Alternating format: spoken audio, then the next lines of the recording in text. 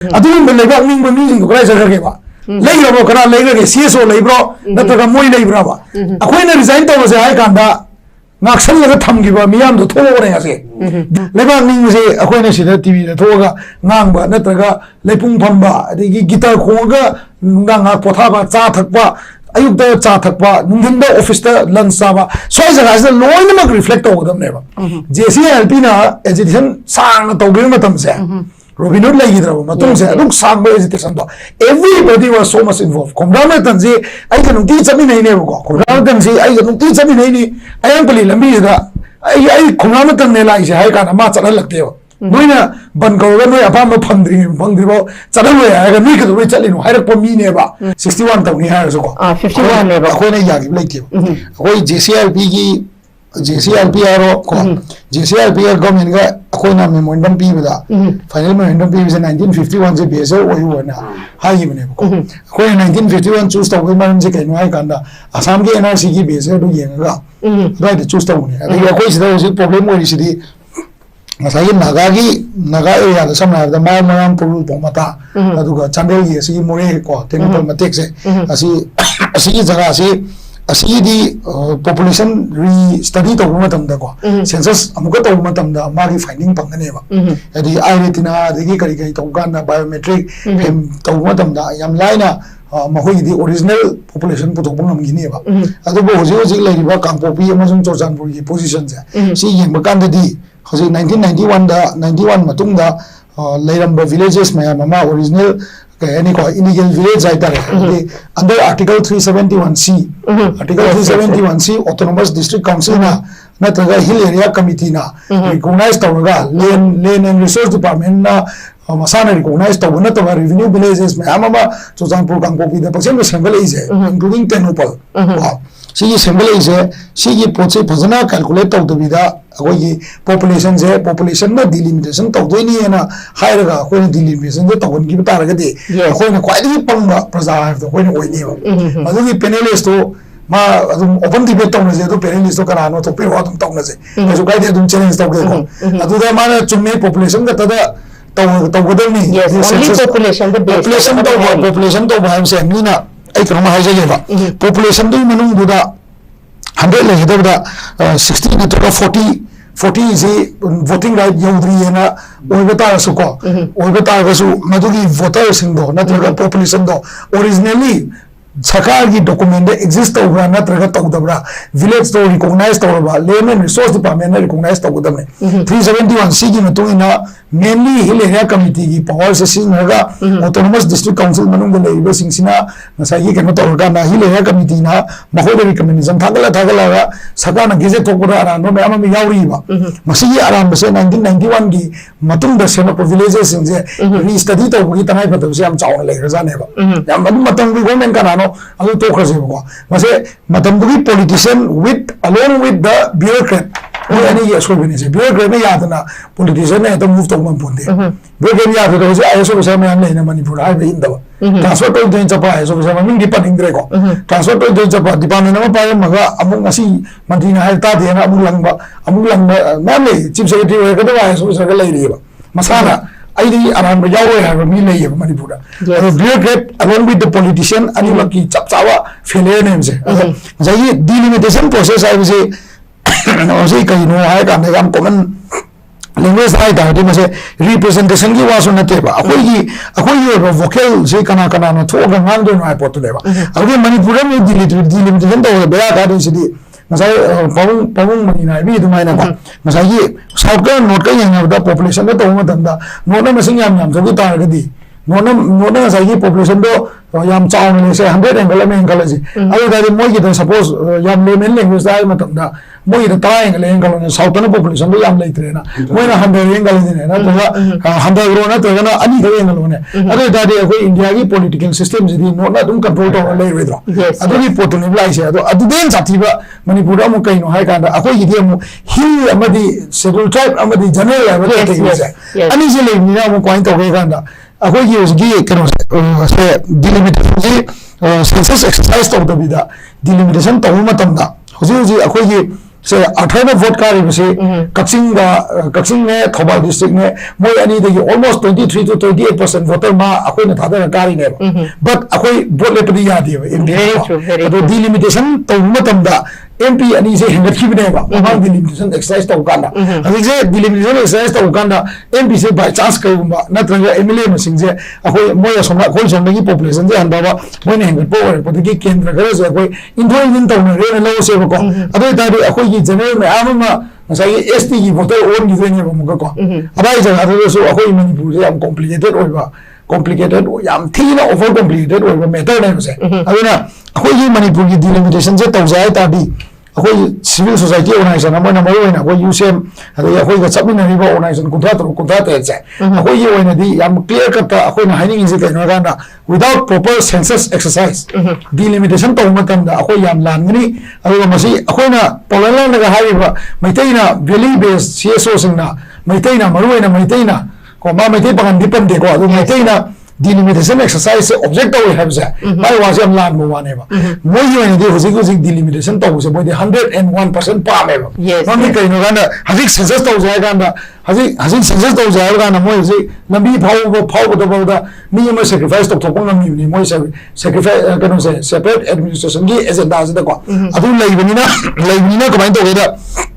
delimitation exercise to जाय गांदा नि चाम sacrifice तो तौरगा delimitation exercise तौद्रे दा अखोइना पामीबा census थी बिकोक थी बजे अखोइना सुदौ तो हन्दना बखोना कनाइबा अखोइना बिकोक थी देसिदी not only biometric and identity but अखोइ family tree मजु थीबम चंगीबा मरमदि non recognized villages मयाम नमा पांदा अखोइ जि almost 100 villages and recognized तो लेना ना को अदुगा कुकी की मरुइना सागे कहीं को कुकी की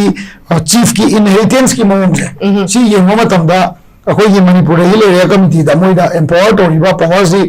chieftainship की ओइना निंकौ खंबगी अयाबदी यावी को अदुगा नसाइगी खुन खंबगी खुन न्यू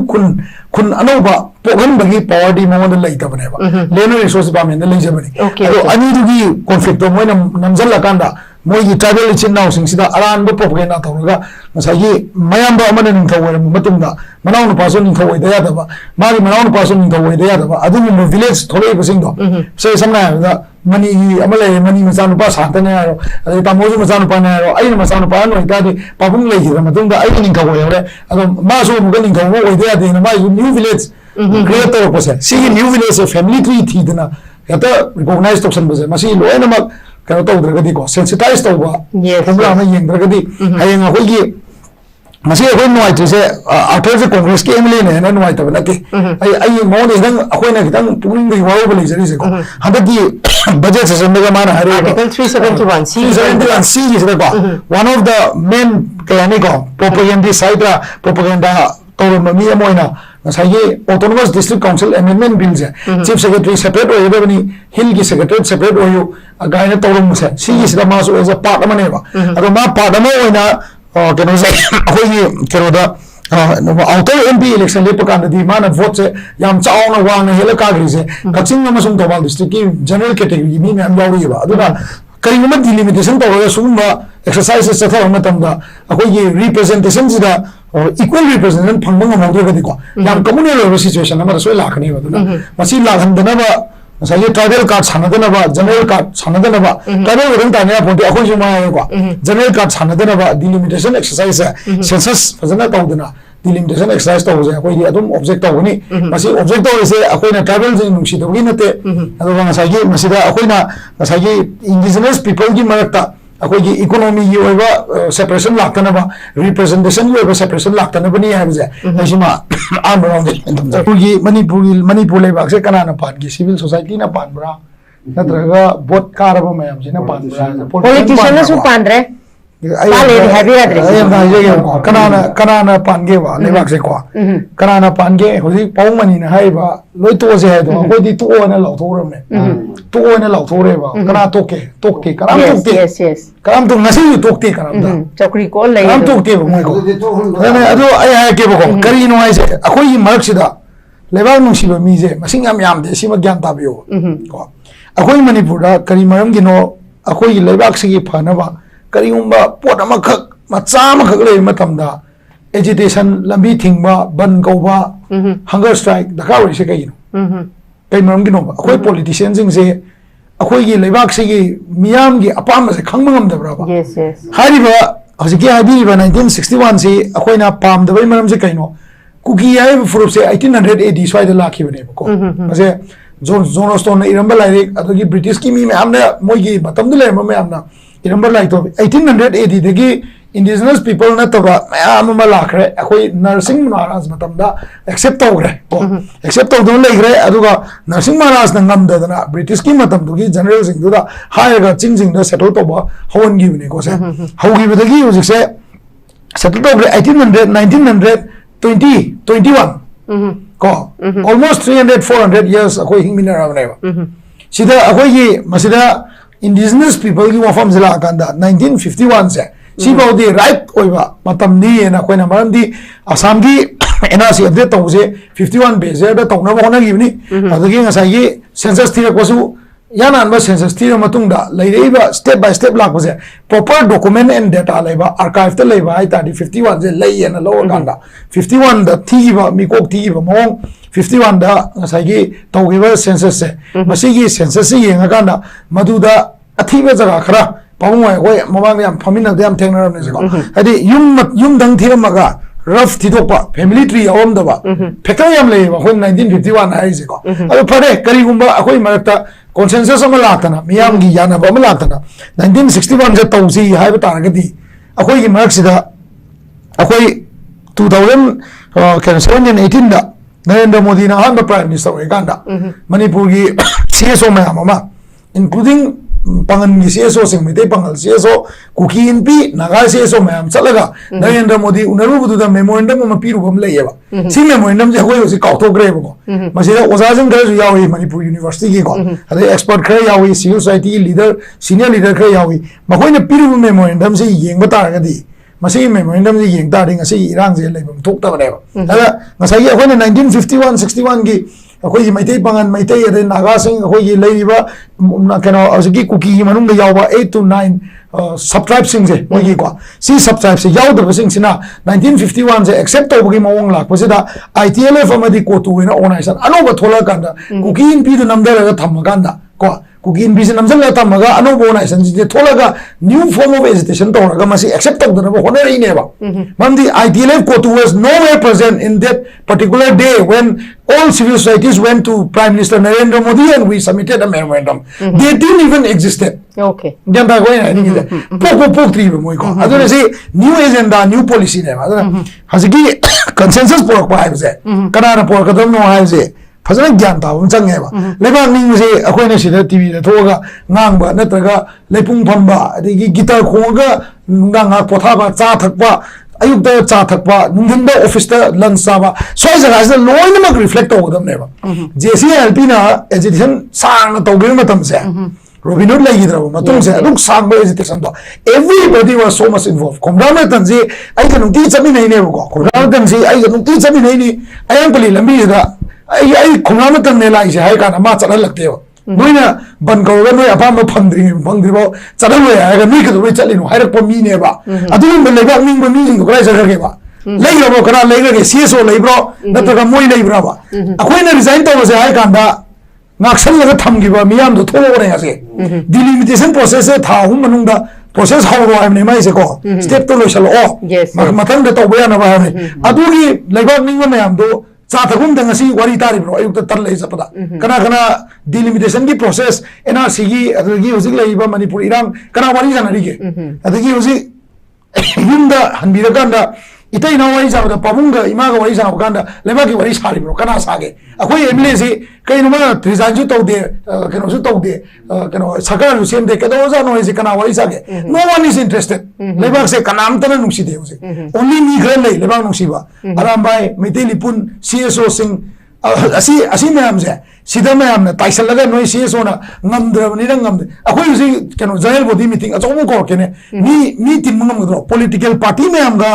पॉलिटिकल पार्टी का सीएसओ जिबो मेंबर या मुझे कराने हेंगे अखोई ना तौगदबरा पॉलिटिकल पार्टी तौगदबरा कांग्रेस पार्टी की रजिस्टर मेंबर क्या लेगे बीजेपी की रजिस्टर मेंबर क्या लेगे करी मरम की चोचानपुर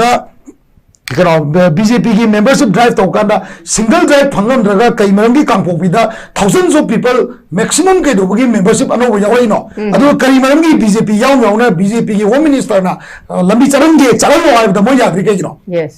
मनung दे नाम ले तो सी अकोई प्रजा से नहीं नबरा अकोई ना हाइड कांड का तंग ताद वेरा बा सांदना ना हाइड चुम्मे ना करोरा YouTube तक खुबा खुबा कुछ नहीं यार बरा बा आई की रोल दी लोबी रिबरा लोबी दबरा बस तो मगांडो नहीं नबरा स्कूल तो नहीं नबरा याम मतम याम वाली बको से लेबाक निंग बगी रेंज अमा ले अकोई सेस ओना हेक्टा 1951 दा ओइरे से ना अकोई ना पब्लिक कन्वेंशन तौरगा हेक्टा यागदब नते वारी बो बको अदुगा मीजे याम ओवर सप्रेस ओइरगदी वाबे लाबा चानिंगाई लेरक्टरगदी अइना नांगबसु तारोय कांग्रेस नांगब तारोय बीजेपी नांगब तारोय माई तौनिंग तौरकनी अदुगी लेवल दुने होजिक चोसानपुरदा ट्राइब अनि खनरी से ट्राइब अनि खनरी से अदु लेवल दुनेबा अदो अखोई की पॉलिसीज दा अखोई की पॉलिटिशियन मैम जिना मागी पार्टी की मनुंग दा लैरिबा माई पावर सिंदो एक्सरसाइज पन तो बिरगा अखोई ने पब्लिक कन्वेंशन तो होदा अखोई ने कदुबगी जीएम हॉल दा तोना NSNIM की एकॉर्ड से अखोई ग्रेटर नागालैंड से अखोई एक्सेप्ट तौर है बोले पमी सिंग दा कौरग के दोबे सोय तौन अखोई तौले बा दुमाइना UCM ना मतम तौले हंदक सो आराम बाइना मणिपुर काय भी आरो ना कंगला दा कौर तौले सिगी सिचुएशन से के दोबे लागतोइनो बा लेबाक निंग बसिबु सेसो खतन निंगदरा वोट का बमी दी याउदबरा निंगबा वोट का बमी की वर्कर्स सिंग दुदी याउदबरा वर्कर मगतना थोलगा मागी MLA दुना तौरिबा करिगुंबा CSO नत्रगा प्रजा मन मागी असोय बिदु ngang मतमदा वर्कर दुना थोलगा MLA दु कनबगी प्रोसेस ते याम फजना आइबा अदुबु ngasi हुजिक लैरिबा सिचुएशन जिदा वर्कर सिंग दुना थोलगा अखोई वर्कर ओइबा तोनी नंग सुमाइना सरकार की स्टैंड जे नंग लौबदा यावत्रगदी वर्कर ओइबा तोनी हाइबा ngamba प्रजा दी लैत्रब्राबा CSO खतना लेबाक निंग दबरा स्वाइ दिदा याम क्वेश्चनेबल ओइद्रो 1951 की होजिकी कंसेंसस अमा पोरपा हाइबजे मियाम न पामकांदा CSO सिंग द इथिलम लाखदम कोकोमी ने फने हमना चेलसु कोकोमी कोनवेनर अथौबना फने हमना माना टीवी दा ngangasu मीटिंग फने हम तौतारसु मागे ngसाई प्रजा दा मदुगी इहुल दो लैता तादी कोकोमी सु मथन दुम तानी UCM सु मथन तानी अमुको सु मथन तानी सी खंगबु फैयबा very true